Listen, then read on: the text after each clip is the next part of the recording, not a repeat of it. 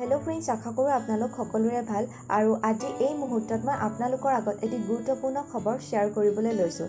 সেয়া হ'ল আজি 9 জুন অৰ্থাৎ আজিৰ দিনটোতে দিহিং পাটকাই অভয়াৰণ্যক অসমৰ 7খন ৰাষ্ট্ৰীয় উদ্যান হিচাপে স্বীকৃতি দিয়া হ'ল। আৰু বৰ্তমান অসমত ৰাষ্ট্ৰীয় উদ্যানৰ সংখ্যা হ'ল 7খন আৰু এই 7খন ৰাষ্ট্ৰীয় উদ্যানেই হ'ল দিহিং পাটকাই। ইতিমধ্যে 5 জুন অৰ্থাৎ বিশ্ব পৰিৱেশ দিৱসৰ দিনাখনে অসমৰ মুখ্যমন্ত্ৰী ডক্টৰ হিমন্ত বিশ্ব শৰ্মা ডাঙৰীয়াই ৰায়মনা অভয়াৰণ্যক ৰায়মনা ৰাষ্ট্ৰীয় উদ্যান হিচাপে ঘোষণা কৰিছিলে। আৰু ৰায়মনা ৰাষ্ট্ৰীয় উদ্যানখন আছিলে 6ম ৰাষ্ট্ৰীয় উদ্যান। আৰু সেই একেদিনাখনেই তেওঁক জানিবলৈ দিছিলে যে আগন্তুক সময়ত দিহিং পাটকাই অভয়াৰণ্যখনকো দিহিং পাটকাই ৰাষ্ট্ৰীয় উদ্যান হিচাপে স্বীকৃতি দিয়া হ'ব। আৰু আজি 9 জুনৰ দিনাখন দিহিং পাটকাই অভয়াৰণ্যকো অসমৰ 7মখন ৰাষ্ট্ৰীয় উদ্যান হিচাপে স্বীকৃতি দিয়া হ'ল। আৰু বৰ্তমান অসমত 7খন ৰাষ্ট্ৰীয় উদ্যান। দিহিং পাটকাই অভয়াৰণ্যক এমাজন অৱ দ্য ইষ্ট বুলিও কোৱা হয়। ইয়াৰ এটা নিজা ইক'ছিষ্টেম আছে যিয়ে নিজে বৰষুণৰ সৃষ্টি কৰিব পাৰে।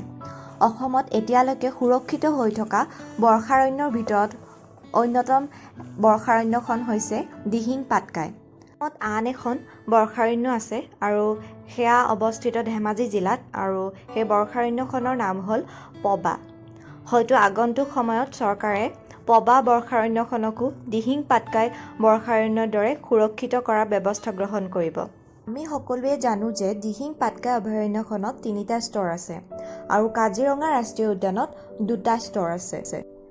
যিহেতু দিহিং পাটকাই অভয়াৰণ্যৰ এটা নিজা ইক'ছিষ্টেম আছে যিয়ে নিজে বৰষুণৰ সৃষ্টি কৰিব পাৰে আৰু অসমৰ আটাইতকৈ আকৰ্ষণমূলক বৰ্ষাৰণ্যখনৰ নামেই হৈছে দিহিং পাটকাই, সেয়েহে সময়ে সময়ে সহস্ৰাধিক পৰ্যটকৰ আকৰ্ষণৰ কেন্দ্ৰবিন্দু হৈ পৰে দিহিং পাটকাই অভয়াৰণ্য।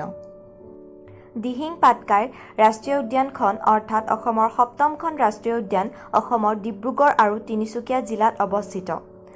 আৰু এই ৰাষ্ট্ৰীয় উদ্যানখনৰ 231.65 কিলোমিটাৰ এৰিয়া বৰ্ষাৰণ্যই আৱৰি আছে। Government of Assam has added notified Dihing Patkai as a national park.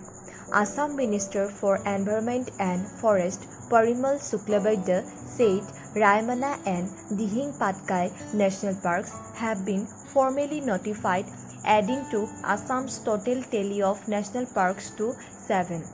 Assam has become the second state in the country to have the highest number of national parks.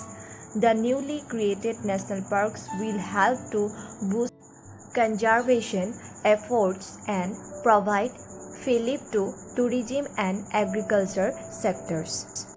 Friends, আপোনালোকে যদি মোৰ ভিডিঅ'টি চাই ভাল পালে আৰু আপোনালোকে যদি আগলৈও এনেধৰণৰ খবৰ কিছুমান পাই থাকিবলৈ বিচাৰে তেতিয়াহ'লে মোৰ চেনেলটো লাইক, ছাবস্ক্ৰাইব আৰু কাষত থকা বেল আইকনটো প্ৰেছ কৰিবলৈ নাপাহৰিব।